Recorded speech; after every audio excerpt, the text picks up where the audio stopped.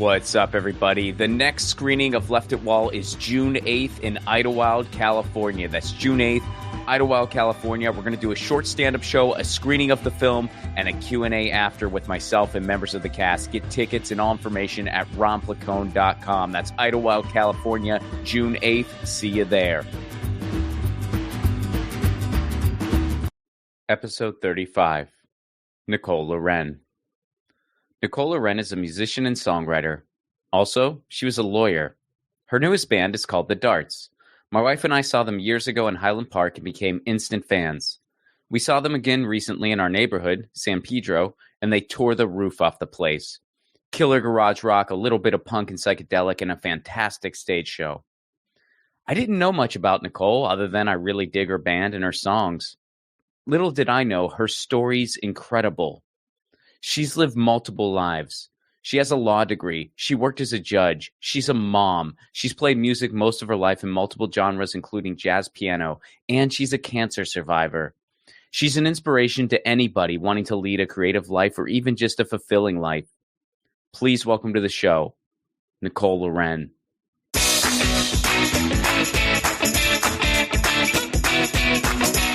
So Nicole Laurenne, thanks so much for joining me. So good to see you. And again, I know I mentioned this initially, but thanks for a killer show last week as of the recording of this. Got to see you right in my neighborhood. That club was so cool, the Sardine. My only connection with San Pedro before that was Mike Watt. Sure. Yeah. Who interviewed us a couple times. We played there. We played somewhere in San Pedro with him once. But this time we actually got to spend a little time like walking around the club and stuff before the show, and it's such a cool little neighborhood. We had such a great time. San Pedro is a really neat place, and I did not start there in LA. Like, I was elsewhere, and of course my only reference to Pedro was Mike Watt. Like right. I had heard Mike, like I obviously knew of him, and then I had heard him talk about it on I think it was Mark Barrett's podcast, actually. Probably. He just talked about San Pedro, and so it was one of those places you're like, yeah, I want to check it out sometime, but you're not going to pass San Pedro on the way to anywhere else in town. You have to go to it. You have to seek it out. It is a destination. We're right on the edge. And my wife and I used to do this thing where every so often when we could, we would go like somewhere by the beach, like because we love the water and whatnot. And so one day we picked San Pedro, and I'm excited to see San Pedro because of Mike Watt. Like he's the spokesperson he's in charge of tourism unofficially. Yes. And then we go and it was such a fun time, but I didn't think much of it. And then a couple years later, she got a job in the area. And that's how we ended up moving there. But yeah. So cool. Yeah. So cool. Well, I'm glad you guys got to check out the neighborhoods. Yeah. And we walked all around. There's like thrift stores around there that were really cool. And I don't know, we just had a really nice afternoon. I'm glad to hear it. So let's start kind of at the beginning. What got you into music? Oh my gosh. Well, I was raised by scientists, not that I'm like some test tube baby or something, but like my parents, my mom's a physicist. My dad was a chemical engineer. Like they were very serious scientists. So there's like not music, like they barely remember that the Beatles existed in the 60s. Like that, they're those people, they were in the lab all the time. Did they enjoy the Beatles though? I don't know. They're just they weren't very musical. So anyway, they had for some reason, an old piano in the house when we were growing up. And I would start playing on it. When we go on road trips, they had one of those little like ding, ding, ding pianos in the back seat of the van. This was before seatbelts were required. And I would sit in the back of the van during the road trips and play this little piano and play in the house. And I don't know, I guess I just took to it to the point where my mom was like, I guess we'll get piano lessons. And, she wasn't really into it, but my mom's very competitive. She's from India. And so when I started competing in classical music I grew up in Chicago. So when I started competing in the Chicago area and started winning things, she was like, oh, this is cool. This is fun, And then I got a little more support from the family, and I would travel everywhere with my teacher and perform. And it got pretty major. I was a really serious classical pianist. So it was like 4 to 6 hours a day sometimes of practicing at home by myself, and summer camps all summer at the National Music Camp every summer for months. And it was a very intense childhood of classical music. Yeah, that's where it got started. So so has keyboard or / organ, has that always been your instrument then? Yeah, I mean, I played flute. Not everybody who's a band geek who likes music wants to be in the marching band in my world in the Midwest.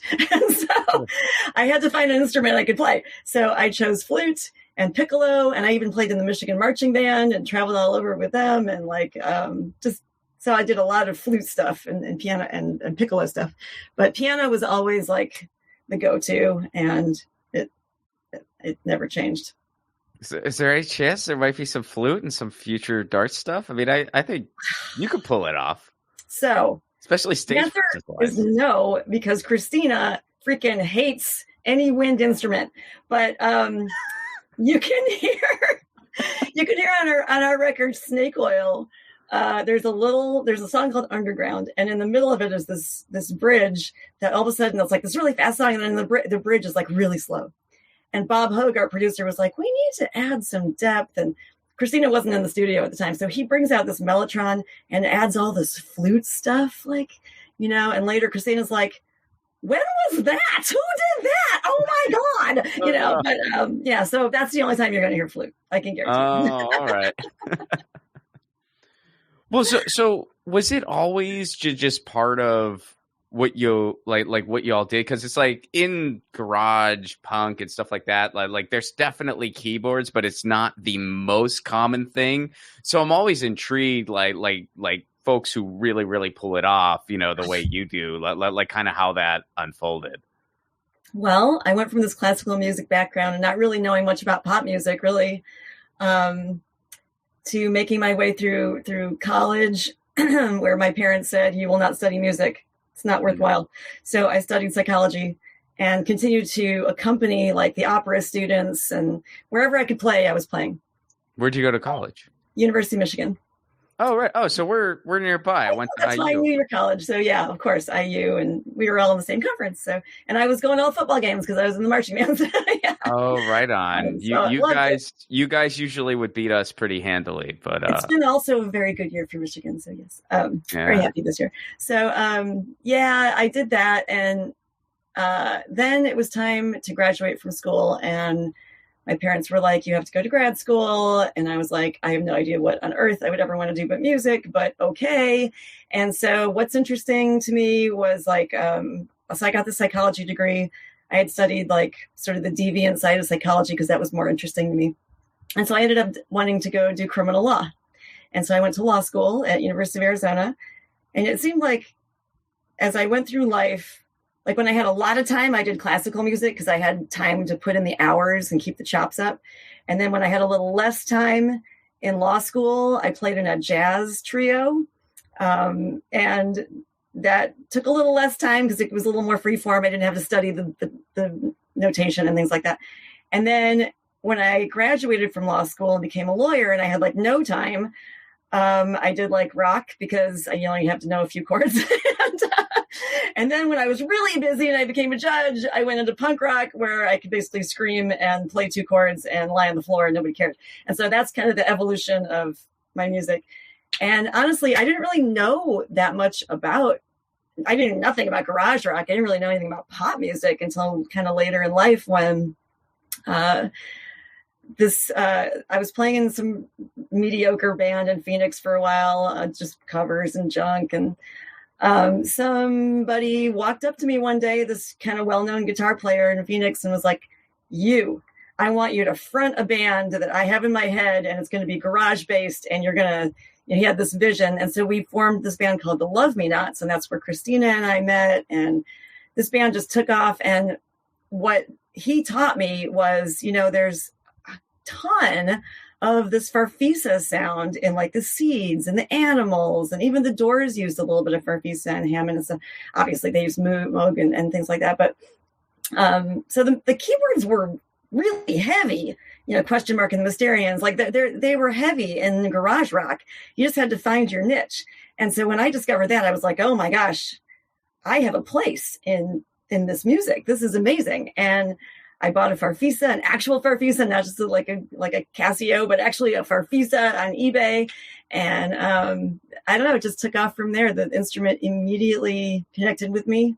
It's really obnoxious sounding. It's really loud. It sounds piercing if you're not playing with a band. So I don't know, kind of like a piccolo. And because I'm drawn to this nastiness. But so that's where it took off. Well, I love the way y'all use it. I mean, I really, obviously I'm a big fan of your music, and I also just, on stage, you all have an amazing stage presence, and you almost, it's so fun, like watching you almost become one with that instrument, like you dance with it, kind of like, that's really cool. Like not everybody does that. And I just thought that was so cool to watch. I don't like going to shows and being bored. My biggest pet peeve is going to a show and having the band just stand behind their microphone the whole time. Sure. That just, I don't know. I feel like I'm getting ripped off. I don't know. That's like, I love music. I'll listen to the music all day long and love it. But if I go to the show, I don't know. I kind of want to see them become the music or something. I don't know. And especially in the darts, I'm biased, but it's a good band. They're great. They're great musicians. And when they start to play behind me, it's like, I can't stand still. I can't just stand there. It's too fun. It's like the music just speaks to me, and the fuzz bass is so cool. And I just want to and the Farfisa, luckily, it was built in 1968 and it's all original parts. It keeps up with me. I don't know. It's just, I can throw it on the ground. I can drag it across the stage. I can kick it over. It doesn't care. And I don't know, it seems to like it. So that's what I do. So yeah, I guess that's the story behind that. Well, so when did you start singing? It was all very accidental. I guess I was sort of just singing to myself on demos and things, and not doing very much with it. And then when I started playing in these cover bands around Phoenix, when I was a lawyer, I started singing backup. And then when, this guy tapped me for the Love Me Nots, that's when I really got serious about it and was like, I guess I'm going to do this. But, it was garage rock, so I didn't really have to have like a voice. I just had to like scream right. There just has to be a little gravel and a little bit of tone. And so it was a great introduction to singing because there was like not a lot of pressure, and I was writing the songs, so I could just write where I was comfortable and I didn't have to do anything crazy if I didn't want to. And it's kind of stayed that way this whole time. I've never taken a lesson. I've never done anything real with it. This is what just comes out. So did you start writing songs around the same time then? Well, the truth is I've been writing songs ever since I was a little kid. Okay. Songs just come out of me. I don't know. And most of them are absolutely terrible, but it's like a daily thing where I will write songs all the time. So yeah, I'll be sitting in a van. I'll be standing in the kitchen. I'll be on tour and backstage. I don't care where I'm at. I bring out my phone, my voice memos, and if a melody hits me or a lyric hits me or a riff hits me, I'm just going, sorry, there's a train going by. I'll just, la la la la la, I love you, blah, blah, blah, blah, blah. And then all of a sudden there's a song. What usually comes first? Almost always it's a bass line. Really? For some reason I start with bass. I don't know why. I even took up bass for a little while just because I love it so much, and I'm just not a string instrument player. My fingers just don't go there.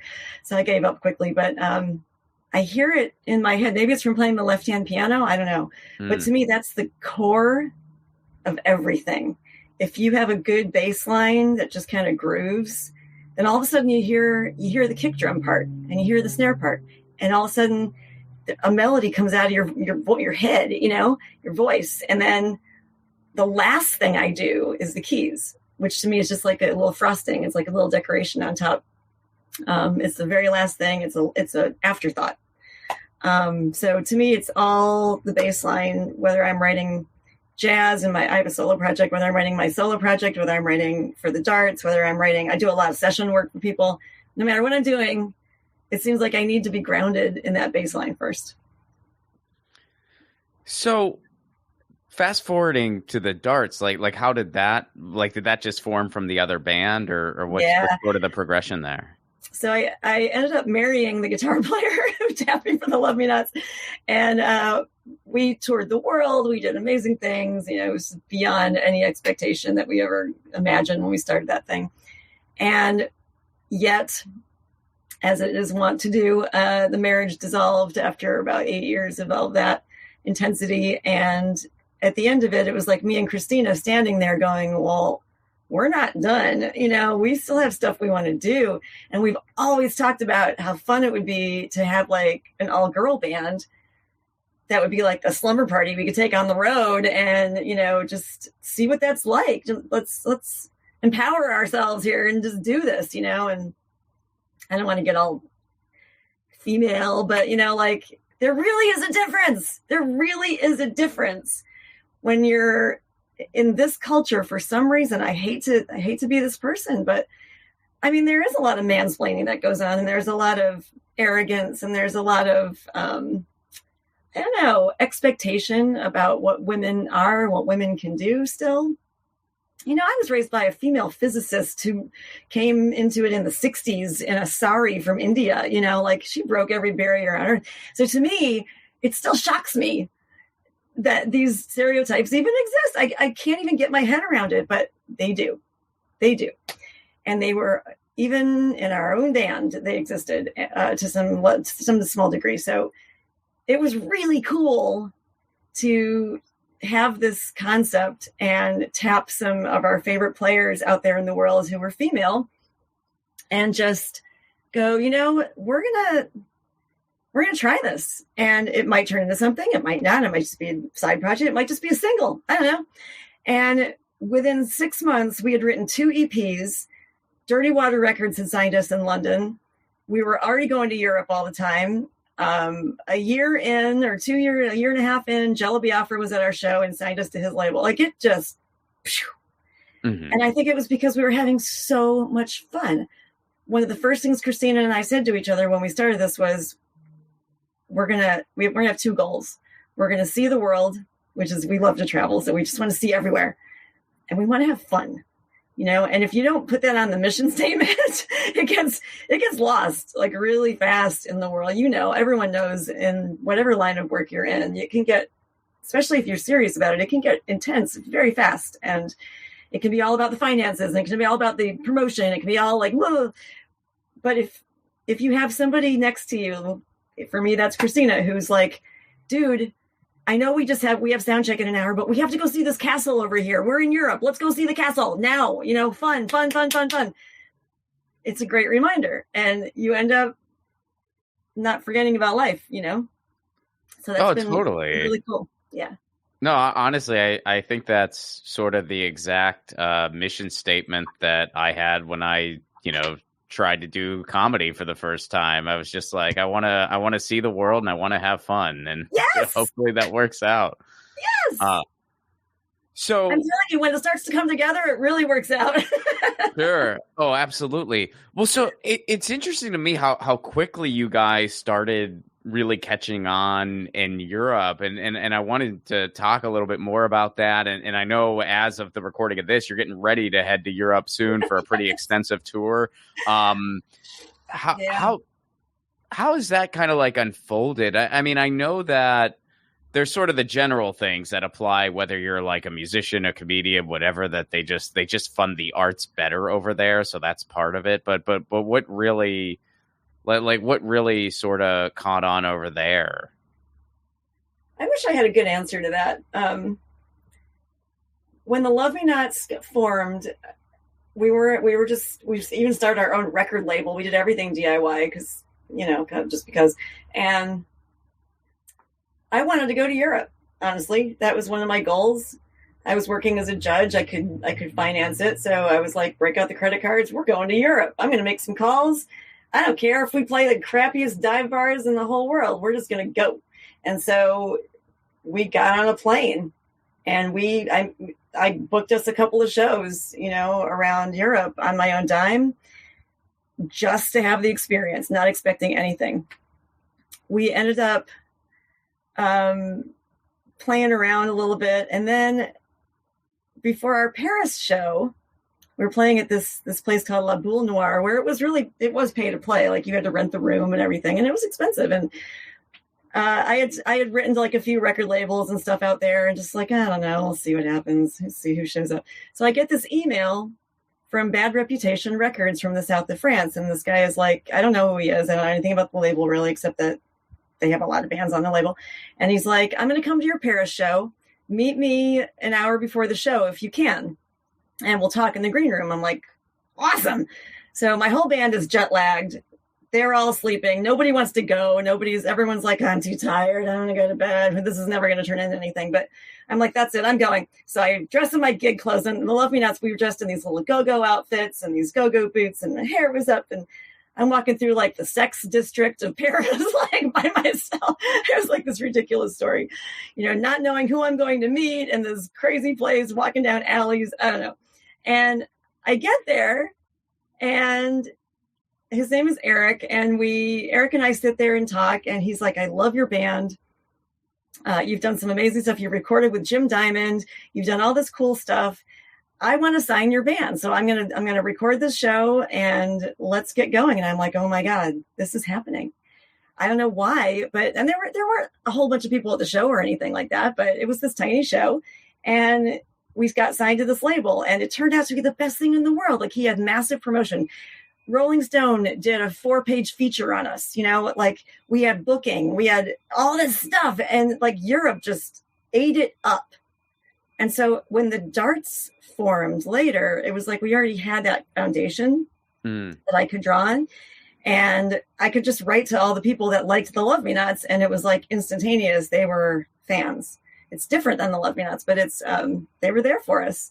And so we've just sort of built on that and never looked back. And you're right. They do, like, the culture of music in Europe is completely different. They always give the band a place to stay for free. They always give the band dinner, a family dinner with all the bands eat, even if they're local, together with the sound man and with the promoter and with their wives and their families and all this stuff. We all just have this huge dinner before sound check. And like, it's a whole vibe that's completely different in America, where you might get one drink ticket, you might get paid, you might sell a t-shirt, and then you have to find a place to stay for the, like, it's completely different over there. So you can do stuff, you have a little more flexibility financially over there. And then the people at your shows aren't a niche. LA, you play to a niche, you play to the garage people, or you have to play a punk bill and play to the punk people.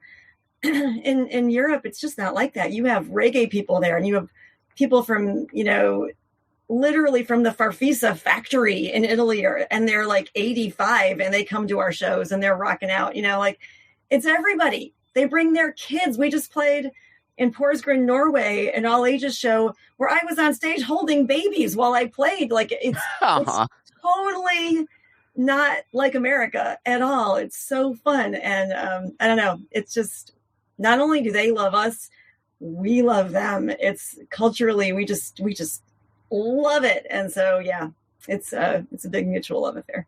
Do you have a favorite country? Well, it seems like France gives us the most support. We have our booking agent there, Adrenaline Fix Music, who is our lifeblood. This man, Ludo, who runs Adrenaline Fix Music, has changed our lives. He'll book literally 100 shows a year for us there. And they're all great. He books my solo project. He believes in us. He gives us a place to stay if we're off tour there. He believes in us so much. He's our brother in every possible way. So that's France. We also, Melissa is our guitar player who plays on all the records, but she can't tour very much at all because of her job. So we have a guitar player in Paris Louise, who steps in and does all those shows, hundreds of shows with us. She even designed all of our artwork on the new record. She does all our flyers, all our posters. She's part of the family too. So we have a French publicist. France is just, it's taken us under its wing. And even in our past bands, we always did well there. Like we got signed, the first time I got signed was in Paris, like it's a very special place to me. But we're still learning Europe. We just played Scandinavia for the first time last summer, and it was mind-blowingly epic. They're making waffles for us backstage. Like, it's crazy. Like, it's like the most fun thing. And this year we're doing 10 dates in the UK and Scotland. And I don't know. It's just, there's a lot to do, a lot to see. Yeah, you realize just how freaking big the world is. Yeah. And then because like I did the road as a comic, I did the road full time for like 5 years before I moved to LA. And, as I've expanded things and, like I did the Edinburgh Fringe last year and, starting to do more worldwide. And I'm just like, how did I play these same towns twice a year back in the day? What was I thinking? Like, there's so much to see. What was I thinking? And had to keep the bills but paid. it's also good to like immerse. It's really fun, especially when you tour a lot, to just stay, like, oh, we have a day off and we're going to stay in Copenhagen an extra day. Oh my God. And then all of a sudden you get to see stuff and you get to meet people. And so, yeah, there's that too. So, yeah. So I wanted to talk a little bit about your time as a judge. That's sort of an interesting, other gig to have. Is that? I'm not even totally clear how one gets to. Was it because you had a law degree, or how did that happen? It's the weirdest story that I'm going to tell you right now. So as you heard, I wasn't really fully into the education I was getting because I wanted to be a musician. That's what I do. That's what my blood tells me to do. But I have these parents who were like, do something worthwhile. And okay, I can get behind that. It was all right. Made it work. Fussed about it every day, but I made it work. Got the education, got the degree, as Wet Leg would say, and got the big D. And, when I graduated from law school, my first job was because I was not good in law school, by the way, because I was playing in all these jazz bands every night and my grades were horrible. And the only thing I excelled in was like mock trial. I was winning all the oral argument awards and stuff. And all these really smart kids were like, how are you doing? Like, what do you? But those are like in the courtroom, I could perform. That was my thing, And so when I got out, I was like, I need to be in the courtroom doing criminal law. That's where my talent will lie. That's where my interest lies. That's where I'm going to go. But there was a hiring freeze throughout like most of Arizona at the time, right when I graduated from law school. So I really wanted to be a public defender. I really believed in all that stuff, and I couldn't get a job.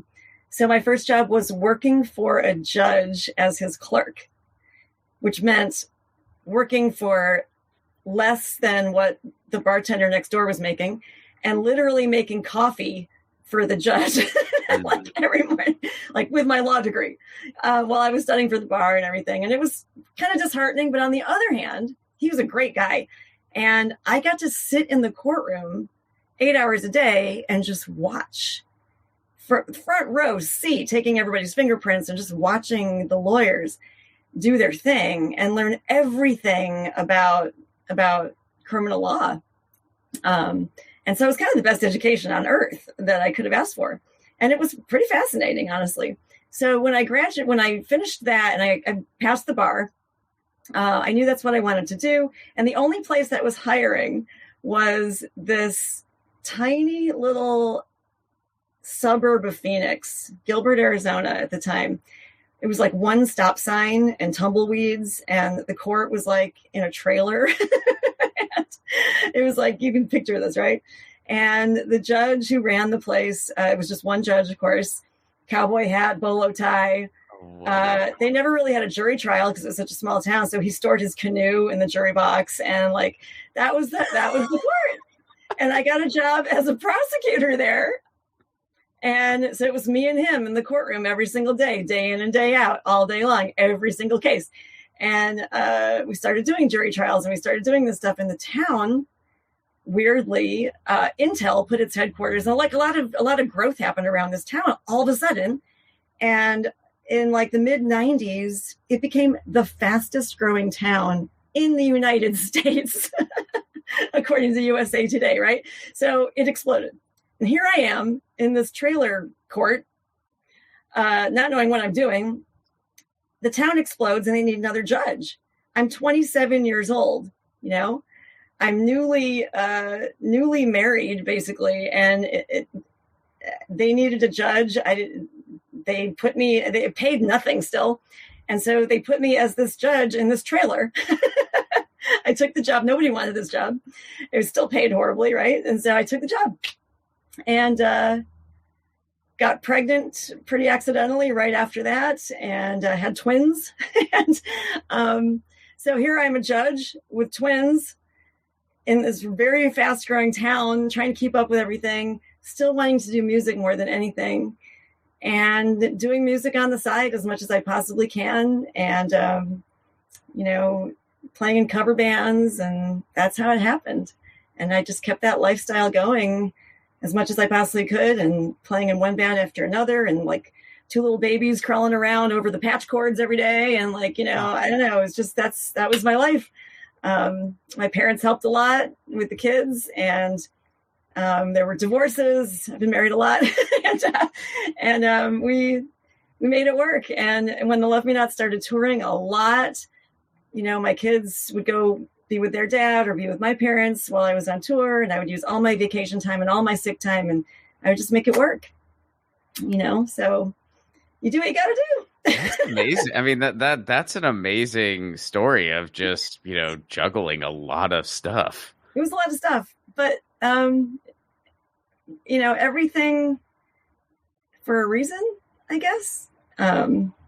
Looking back, I can be, and maybe I am still a little resentful that I didn't do the music right out of the box full time. And I never let my mother forget that. but maybe she was right. You know, it paid for a lot of stuff, and it gave me experiences I never would have had. And the stories of people's lives that you hear in a courtroom every day, there is no substitute for that.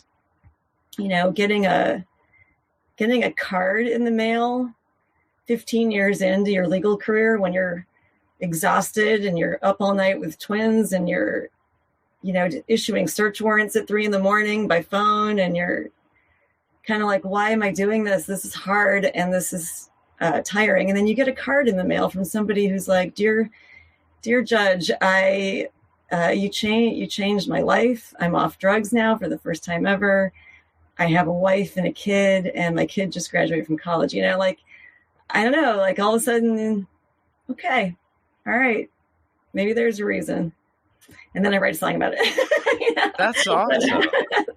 so that, I don't know, it's like I could get all wax poetic about it, but there have been a lot of moments where it's been a good thing. It's been a good thing. Well, and it seems like, since you've mentioned her a few times, it seems like your mom's pretty supportive of what the Darts are doing now. I mean, that's her in the Instagram, right? It took a while. I think my mother, you know, my mother was raised in India with like a dirt floor and taking ox carts to school and stuff, you know, and pulled herself up.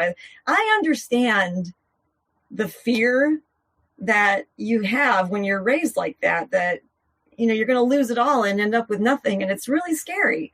So you want your kids to be financially secure. I get that. It is terrifying to come from that background and think that maybe it was all for nothing. So I understand. I do. But also in America, it's different. You know, you can make a life.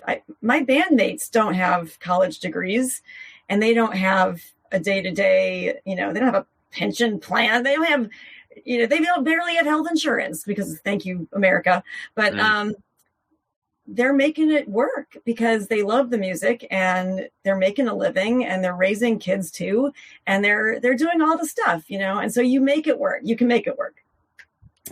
So yeah. No, I mean, that's very, very motivating. And I also, I really love I saw on your guys' Instagram that your mom asked Jello Biafra if you were doing a good job for him. And I mean, that was such a sweet thing because you could.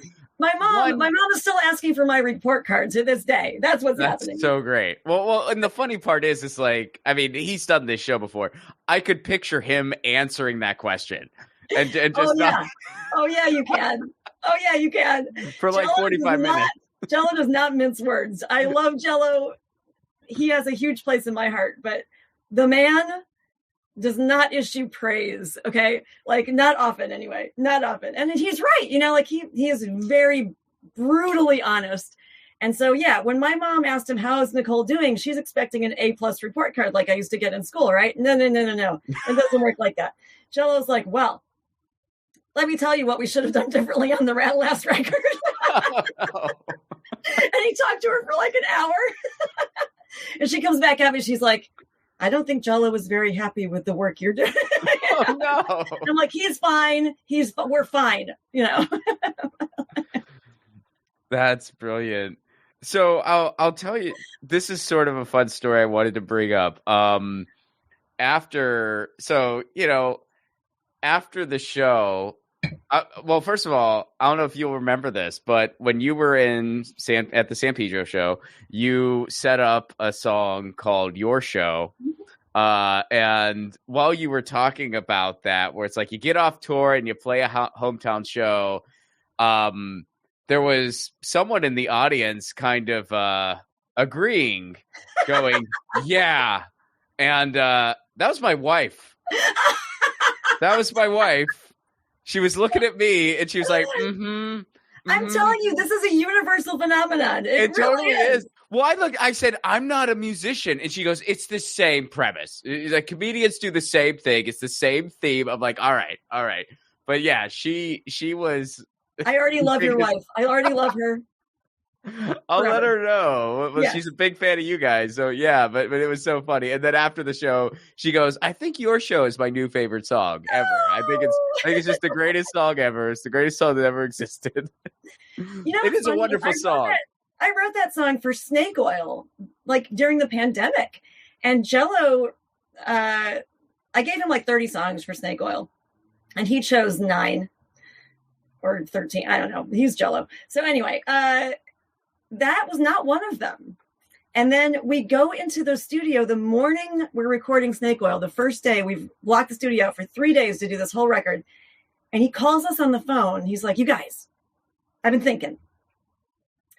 You need to add 3 more songs to Snake Oil. We need to make time in the studio and Your Show and Hang Around. We need those on this record. And I'm like, no, we don't have time. We didn't rehearse. We all flew in for the recording. We can't do it. So he's like, okay, well, after this is done, get back in the studio and let's do those songs.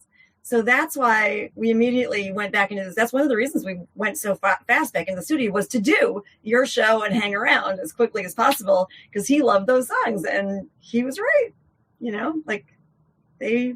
I think Christina said the first time she actually read the lyrics, she actually started crying a little bit, because we date musicians too. It's hard. It's so on the nose for anybody that's a live performer, touring performer, etc. It's so, yeah, it's such a fun song.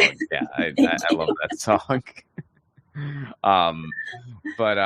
So I also wanted to ask you mentioned this a little bit, and especially or mentioned this a little bit on stage at the show, and especially your history as a judge. How do you feel about what's going on in Arizona right now politically? Yeah, I think the way I mentioned it on stage wasn't the most tactful. Very appropriate, though. Well, very, very. I try not to get too political publicly, because it's just my nature. Number one, I'm just not a very confrontational human being in my life. But number two, I was trained as a judge for all those. I was a judge for like 20 some years, and you're not allowed to take a public stance on anything, So this is all in the last couple of, this is new territory for me to even be able to talk about these things out loud in public. But so I still try and keep a low profile. I know that my fellow judges have a really tough job, and I understand legal precedent. I understand why they decided what they decided. I understand why you have to make these decisions that people don't agree with. I understand that the branch of government, the legislative branch, made rules back in the 1800s that we don't really like. They don't really apply anymore. But until those rules change, this branch of government is a little bit locked in. I get all that, and it's kind of nobody's fault right now, except the voters of Arizona need to get in there and make a change. And I don't speak for everybody. I mean, to be very TMI, I got pregnant accidentally, and when I was trying to be a musician and a judge, and my kids know this whole story because I have daughters, and I was very honest. I've always been very honest with them. And even my dad said to me, you don't have to go through with this. There are options that you have. And for me, even with all my beliefs about it's my body, I'll do what I want, blah, blah, blah. For me, I was like, oh my God, these are people inside me. I can't do that to them. Like, it was very real to me. All of a sudden, I couldn't, I had to see it through. That was me. And luckily, being severely premature and a lot of things that happened with them, and it was not going to go well, supposedly, everything turned out. Not, thank God. They're healthy, they're happy, they're brilliant, they're musicians, they're great, they're wonderful. But a lot of things could have gone wrong. I could have made different decisions. I don't fault anybody for making any decision that affects their own body in any possible way. It's such a intimate, personal decision. And I really do hope that, and I have to say that if men were the ones getting pregnant, I really think the world would be different, because until it happens to your body and you realize that as a female, biologically, this being needs your body to survive, but the man can kind of walk away. Biologically, that is such a different stance, that if women had been making the laws all that time, they would have taken that into consideration. The men kind of don't have to think that way. I don't maybe fault them all too much for that, because it's a really different mindset. Until it's your body, you don't really know what's going on in your own head, and they'll never have to deal with that situation. But I would love to see women making these decisions because it's their situation, and if they disagree with me and they want different rules, whatever, but at least they're the ones making the decision. I would like to see that. I hear you. Yeah, I hear you. When I was not super young, but relatively young, I asked my mom, I said, what is pregnancy like? And, my mom is not one to mince words, especially when it comes to something like that. And she said, you're a Canadian. Probably, yes. And so everything we do comes from our mothers, believe me. Totally. Well, she told me, she goes, imagine trying to squeeze a banana through your penis. And after that, I was just like, I have no clue, and I'll never be able to understand. You know what I mean? That's only the first 10 minutes of being a mother. After that, you spend hours in Costco bathrooms connected to breast pumps and stuff. Like, I can't even describe I'm a vegan now because of those freaking breast pumps. I don't want to do that to a cow. Like, I mean, it was brutal. It was hard. It was painful. It was, you cry a lot. It's physically, there is no experience like it. And I am a touring musician. I carry really heavy amps up and down cobblestone streets and tiny staircases in heels. After playing all day and sitting in the van, I know physical hard labor. Motherhood is the number one hardest thing you will ever do in your life. It's also very rewarding, but this is not a light decision to make, and your kids, if you drop the ball and you can't just not breastfeed them one day, you don't, sorry, that's the train. You don't have that option. You can't take a break.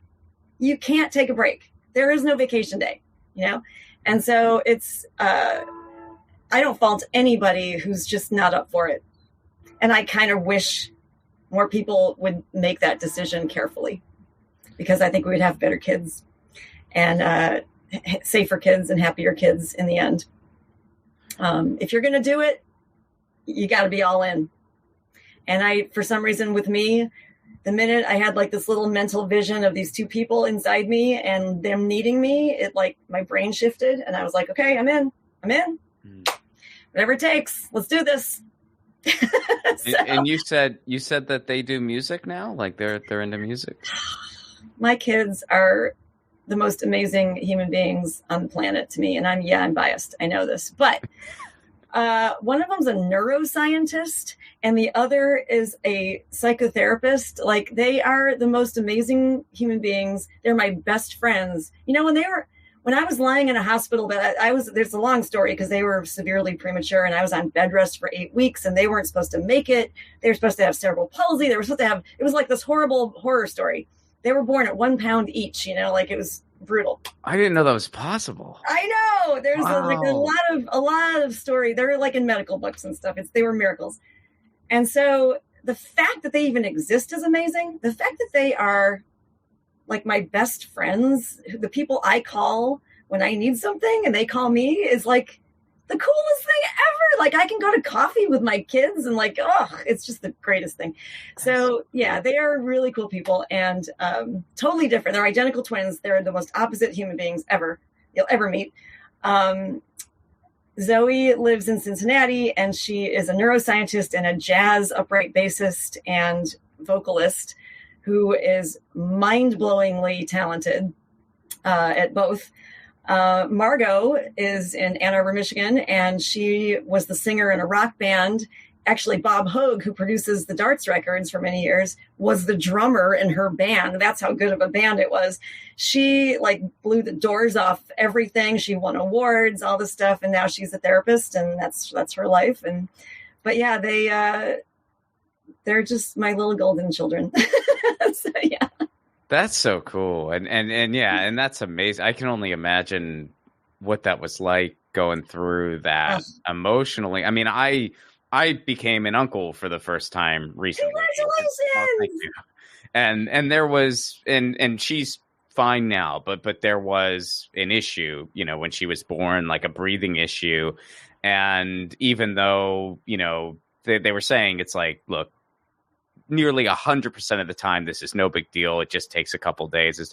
But even that, like, it's terrifying. I didn't sleep that week. I know. You know, like I did. So I can only imagine, you know, being the mom and having something that significant where they were only 1 pound. Again, didn't know that was possible. Learned something new today. They were in the newborn ICU unit for 4 months. I had to go like every day to the hospital, and they were too small to obviously breastfeed or anything. So I had to pump my milk and bring it to the hospital like 10 times a day. And I couldn't hold them for months because they were attached to tubes, you know. And so I made a little cassette for each of their little incubators where I would sing to them and talk to them and stuff. And it would just play 24/7, and we'd change out the cassettes.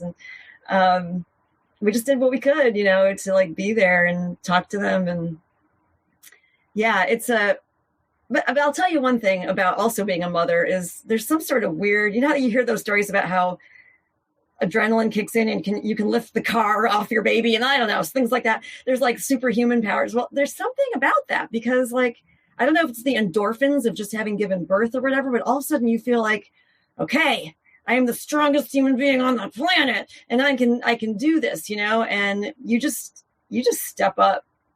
It's like you don't exist anymore. Whatever they need, you're in. They're 100% focused. I don't know. It's hard to explain. And you get this like really solid feeling like it's going to be okay. I'm going to pull them through. We're going to do this. It's going to be fine, you know? And that feeling got me through those couple of years until they were good. We had an oxygen tank in the living room. Margot had the little nose thing, you know, for months and months and months and months. And like, we slept on the floor together. Like, it was crazy. But, you know, I still sleep on the floor when I'm on tour, so it works. Right. Condition. It's just a premonition. So kind of as we're wrapping up here, I wanted to just ask you like a very broad question. What would you say, especially today with all the things with logistics and just, you know, just the state of the world we're living in, what's the most challenging part of being in a band? Ooh, that's a really good question. I mean, I hate to be all nuts and bolts about it, but probably the money, probably the finances. You can be one of the best bands in the United States and you just don't make the money. You can have bazillions of streams on Spotify. You're not going to make a lot of money on that. It's literally, you are in the red all the time. And that's one of the reasons we leave the United States and play Europe, is because we can make the money work there and we can come home with a tiny bit of a profit. It's not much. It's barely enough to pay the band, to be honest, but it's just enough. And I'd like to see all this work and talent and effort that my bandmates have. I mean, they have to get childcare when we go on tour, and they have to not work at their real jobs, and they have to have health care. And I mean, we get sick on tour and we have to buy meds. And, I'm a breast cancer survivor on top of everything. And I've had to have MRIs in France and stuff. Like, you gotta have stuff, you got to take care of yourself. You got to take care of your families, and the money's just not there. I really feel like people love music, but they don't value it. They don't prioritize it. And I don't blame them. It's hard on everybody. But people will spend $50 on a t-shirt, to quote Macklemore, but they won't spend $50 on the ticket to see the band in the club. And it's hard. You can't spend $50 on everything. But the experience of seeing these bands is kind of important, I think, in your life. And buying their music is important. And having that soundtrack behind the movie you love is important. It makes the scene sometimes, and it would be good to acknowledge that financially so that we can keep going. That's the hardest part. Where can people go to learn more about you? thedartsus.com, and my solo project is just starting up. That's blackviolet.com, violet with 2 eyes. Come see us, come check it out. And I'm not saying you need to buy anything, because I don't believe in that either, but just come and have a good time and enjoy the music. That's the most important thing. We'll figure out the finances. Don't worry. But just enjoy your life and make it the way you want it to be. That's the way we live our lives. So do it. Well, thanks so much for doing this. And again, thanks for everything you do. I am a big fan of the band and was really excited you were willing to do this. Thank you. Say hi to your wife. Nicole Laurenne. God, really fun talking to her. Check out the Darts. Do yourself a favor. Check out the Darts. And do yourself an even bigger favor if they're coming to a town near you. Check out the Darts live. They're incredible. Music for the 1000 Podcast is provided by Andrew Saxena. Be sure to check out his podcast, the Baywatching Podcast, wherever you get your podcasts. And leave us a 5-star review, would you? If you want to support this show on the sustainability end, you can do so over patreon.com/romplacone. For a Give What You Can level, you get all kinds of cool perks. You get private screenings to my films and other creative projects, full stand-up sets not available anywhere else, a bonus podcast between Drew and myself. You get the 1000 podcasts before they're dropped publicly, all kinds of cool stuff for a Pay What You Can level. Even $1 a month goes a long way. All right, 35. That's a mile marker number, 35. That's monumental. We're almost pushing. Soon we're going to be more episodes than birthdays I've had in my lifetime. And I'm not going to actually say when we're there. You'll just have to guess. See you next week.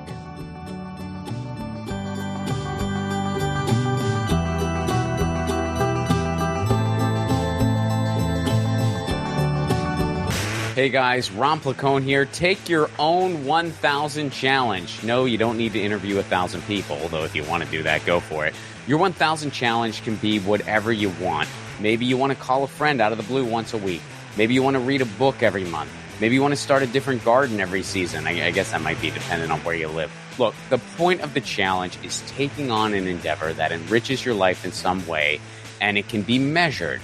And then, of course, you do it regularly. That's what 1000 is doing for me and hopefully for you too. The main reason for this podcast and every podcast I've ever done is to build community. So take your own challenge. Then join our Facebook group. It's called 1000 What's Your Challenge? ? That's 1000 What's Your Challenge ? And post about what your 1000 challenge is and the progress you're making. All I ask is that people be encouraging of each other's challenges. This is personal and vulnerable, so be cool. There's enough negativity on social media. We don't need to add to it. For those of you who aren't on Facebook, hopefully in the future we'll be expanding to places like Discord, Reddit, but for now, we're starting on Facebook. And again, that Facebook group is called 1000 What's Your Challenge? See you there.